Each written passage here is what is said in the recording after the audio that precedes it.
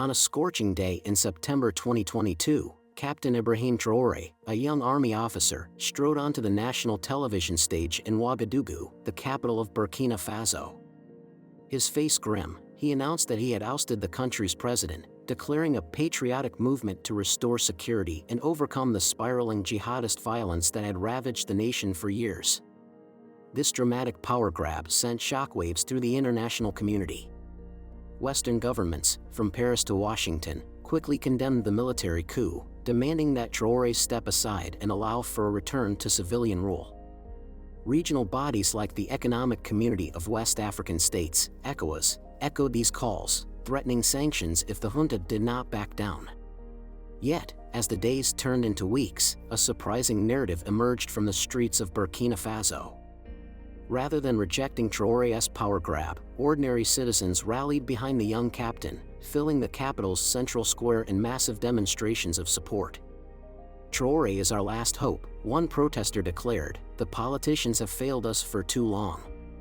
This stark divide between the international outcry and the groundswell of grassroots support poses crucial questions. What has driven this disconnect, and what does it portend for the future of not just Burkina Faso, but the broader Sahel region, where a battle for hearts and minds is unfolding? The answers could reshape the political landscape of Africa in the years to come. If you're new to the channel, don't forget to like and subscribe so you never miss an update on global trends that shape our future. The West often champions democracy as a bedrock value, promoting the idea that people should have the freedom to elect their leaders, hold them accountable, and repeat the process after a set term.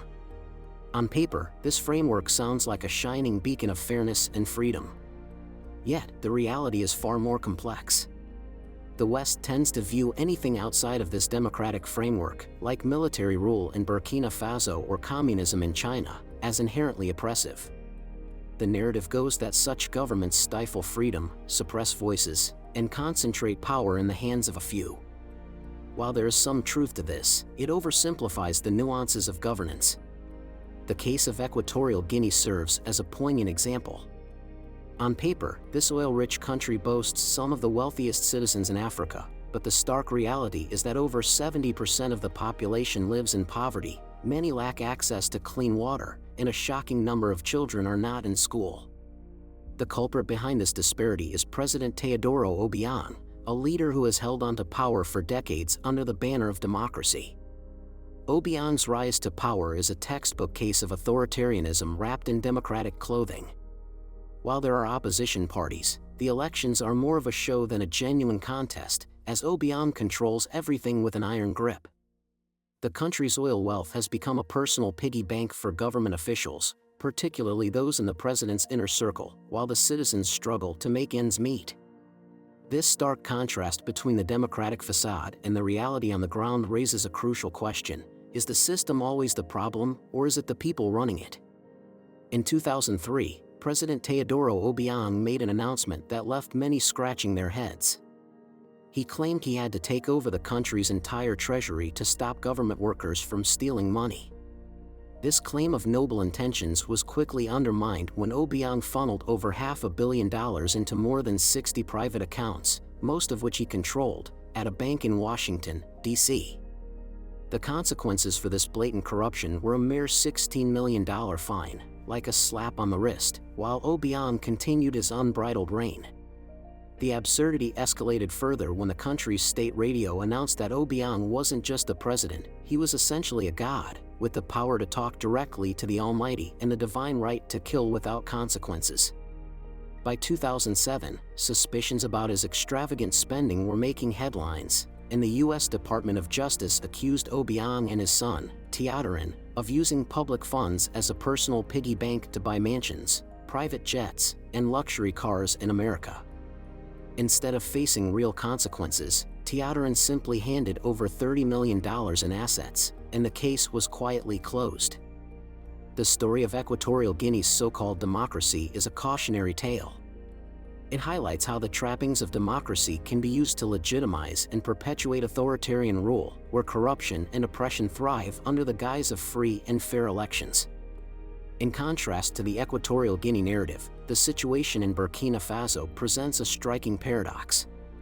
When Captain Ibrahim Traore took the reins, the West was quick to demand that he step aside and restore civilian rule. Every decision he makes is scrutinized and painted by Western media as a ploy to cling to power. Yet, if one were to ask the citizens of Burkina Faso, the story is vastly different. A few months ago, Traore considered stepping down, but the people of Burkina Faso had other plans. Thousands of them gathered in the municipal stadium in Ouagadougou, their capital city, to demand that Traore stay in power and extend his leadership.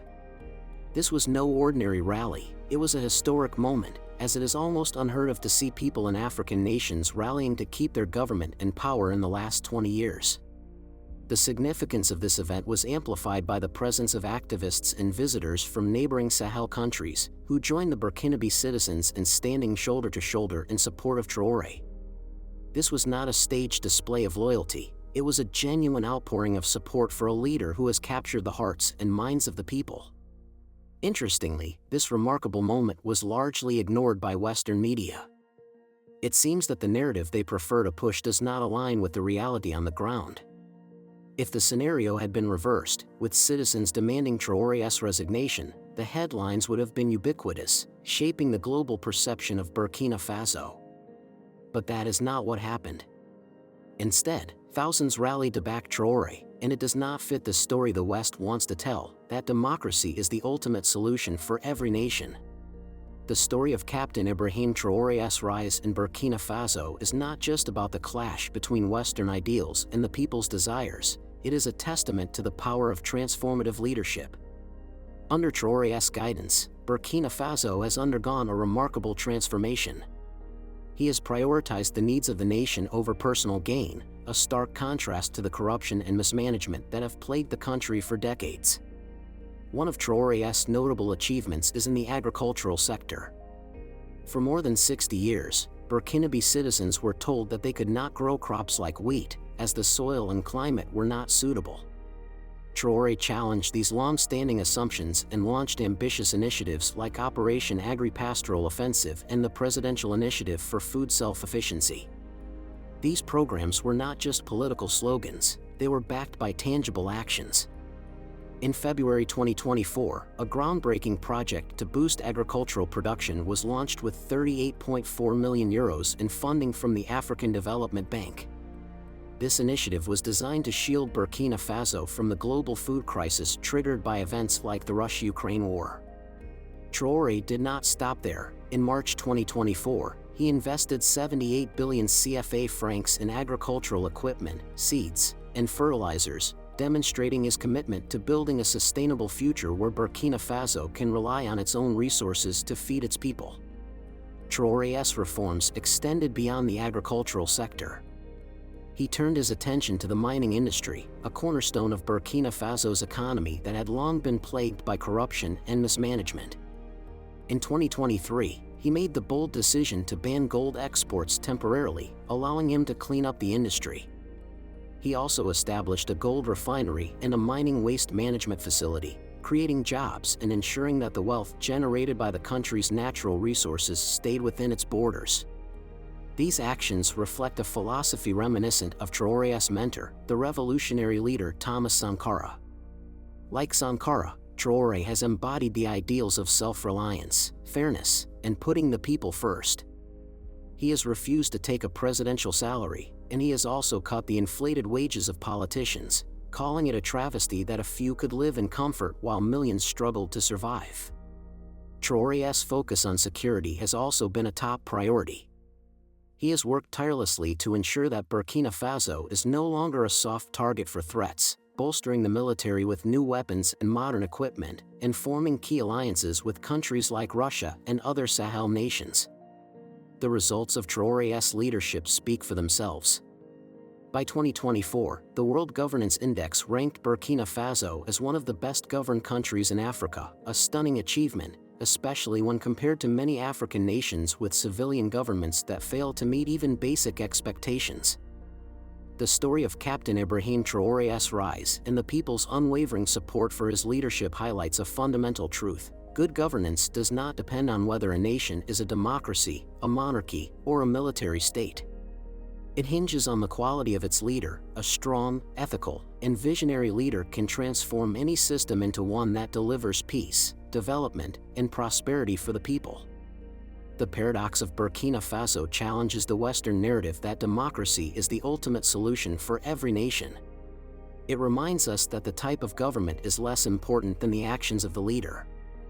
When a leader like Traore prioritizes the interests of the people, invests in sustainable development, and works tirelessly to ensure the country's security and sovereignty, the people will rally behind them, regardless of the system's label. The success of Traore's leadership also highlights the need for a more nuanced understanding of governance in Africa. The continent has long been plagued by leaders who have used the trappings of democracy to perpetuate their own power and enrich themselves at the expense of the people. Equatorial Guinea's case is a stark example of this. As Africa continues to grapple with the complexities of governance, the rise of Captain Ibrahim Traore in Burkina Faso offers a glimmer of hope. It demonstrates that true transformation is possible when a leader puts the people first and works tirelessly to address the real challenges facing their nation. The lessons from Burkina Faso underscore the need for Africans to look beyond the surface-level labels of governance and focus on the substance of leadership. It is not the system that matters most, but the character and vision of the person in charge. By embracing leaders who are genuinely committed to the well-being of their citizens, Africa can chart a course towards a future of stability, prosperity, and self-reliance. Thanks for watching till the end. If you enjoyed this video, please leave a like as well as a sub so more people can see this.